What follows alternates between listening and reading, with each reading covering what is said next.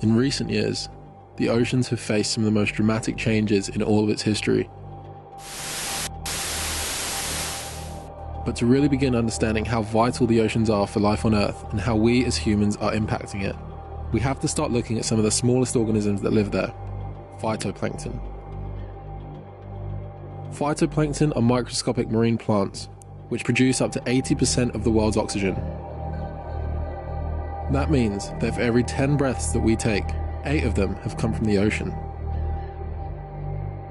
In just 1 cup of seawater, there may be up to 100 million individual phytoplankton. Huge plumes of these microscopic plants can even be seen from space, as they divide, multiply, and move with the currents around the globe. These microscopic life forms are so crucial to creating the necessary conditions for other life to thrive, that if they were to ever go extinct, all other species would die with them. Oceanic pH and flow of water are essential for these invisible plants to thrive and produce oxygen, as well as take in carbon, where they then sink to the bottom of the sea for thousands of years. They also happen to be the primary food source of small marine animals and form the base of the marine food web, which has a knock-on effect on larger predators. In other words, the healthier the oceans, the more phytoplankton there will be, and the more phytoplankton there is, the more sea animals there can be. One example of this symbiotic relationship is with whales. Their diet consists of fish, krill, plankton, and other small marine animals, and they often hunt in the dark depths of the ocean. But due to the fact they must return to the top of the ocean to breathe in air again, they end up bringing those nutrients back to the vital topsoil-like layer of the sea, where phytoplankton can then utilize the iron, nitrogen, and sunlight again. Blue whales, for example, defecate up to 3 tons into the sea every single day. Iron and nitrogen-rich fertilizer which provides food for the phytoplankton, which then provides food for the zooplankton, fish, and then ultimately the whales again. This vertical movement of animals up and down the oceans, which mixes up the sea, is astonishingly roughly the same amount of mixing caused by all the world's winds, waves, and tides. Humans, on the other hand, take everything from the ocean and give nothing back. Fishermen claim that the whales and the seals are eating all of their fish, and so they cull these animals, not realizing that to have more fish in the sea, the oceans need to have more whales, more seals, and other predators to keep this symbiotic relationship in balance. Humans are the cause of this species depletion. Scientists have now estimated that as many as 650,000 whales, dolphins, and seals are killed by fishing vessels per year, and yet still most people will continue to think that this will have little to no impact on the marine ecosystem, when really they play a vital and irreplaceable role in the oceanic life cycle. And those aren't the only animals we are driving to extinction. An estimated 200,000 sharks are killed every day for the shark fin industry, which equates to roughly 73 million sharks every year. All the while, 140 different species are listed as endangered, threatened, or near threatened by extinction, according to the Oceanic Preservation Society. Sharks are the apex predators of the ocean, who have shaped the evolution of thousands of marine species and have been around for 400 million years. Their extinction would without doubt dismantle the entire ecosystem.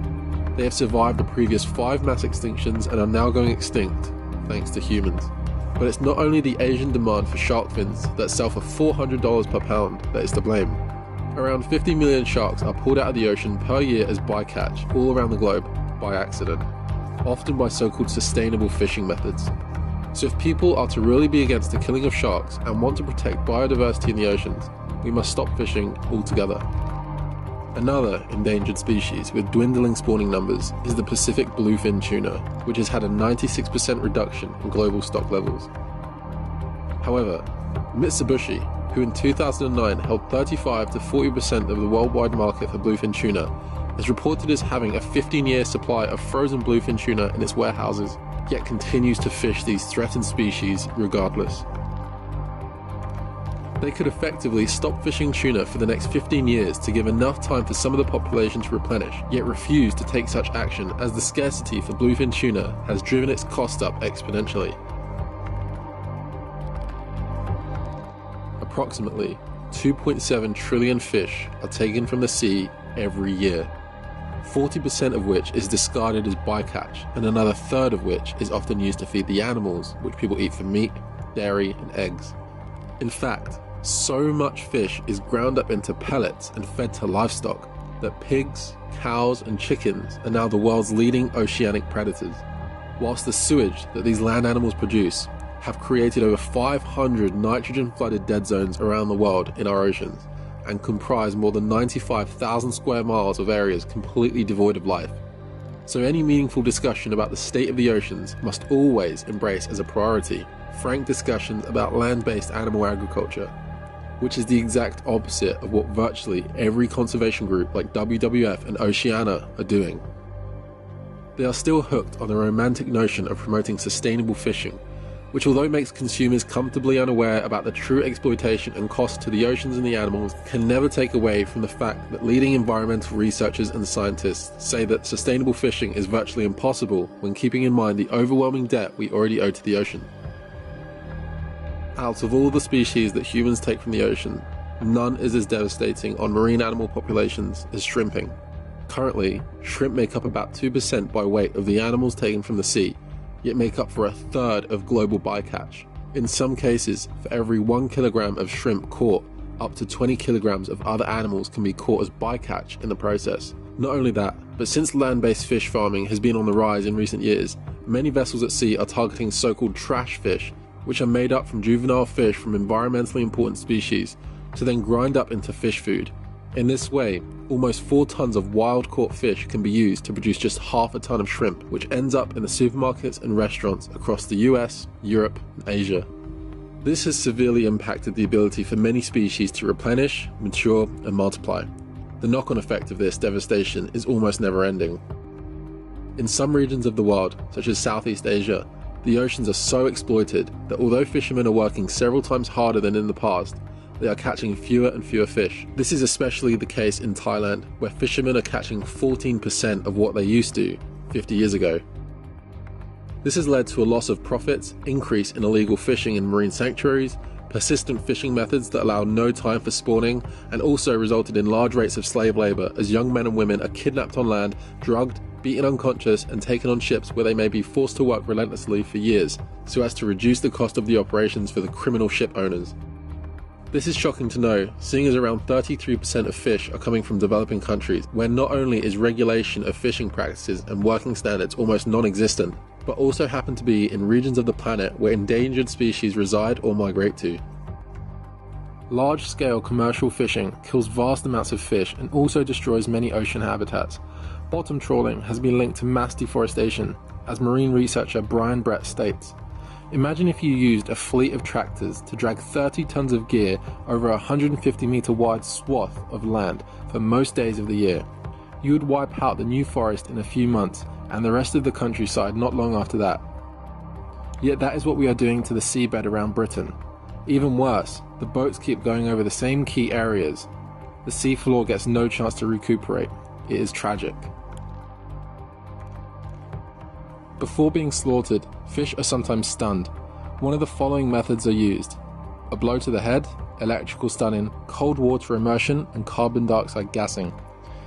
Carbon dioxide gassing is where the fish enter water that has been saturated with carbon dioxide. This rapid change in their environment irritates their gills. Fish struggle for several minutes before they become immobile from exhaustion and lack of oxygen. There is no evidence that the fish are anesthetized at this stage, so they are not unconscious when their gills are cut. There are a number of different methods used to slaughter fish, whether from farms or caught in the wild. These include asphyxiation, where the fish are removed from the water so that their gills collapse and they suffocate to death. It can take some fish, such as trout, 10 minutes to die from this method. Tearing of the gill arches so the fish bleed to death is another method. It can take up to 4 minutes for the fish to die.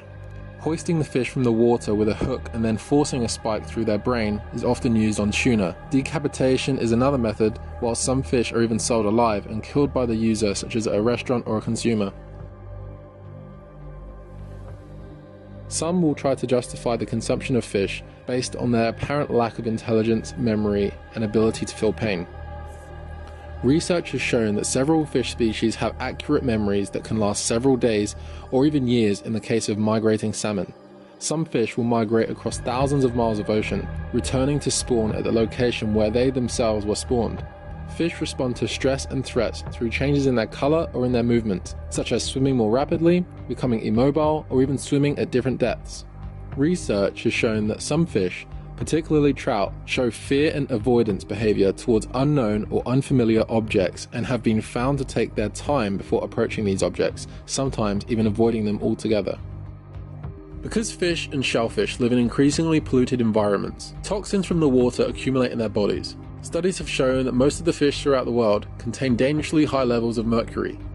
In the Faroe Islands, where the local population frequently slaughter and consume pilot whales, which there is little to no data for to see if they're endangered or not, body mercury levels are sky high.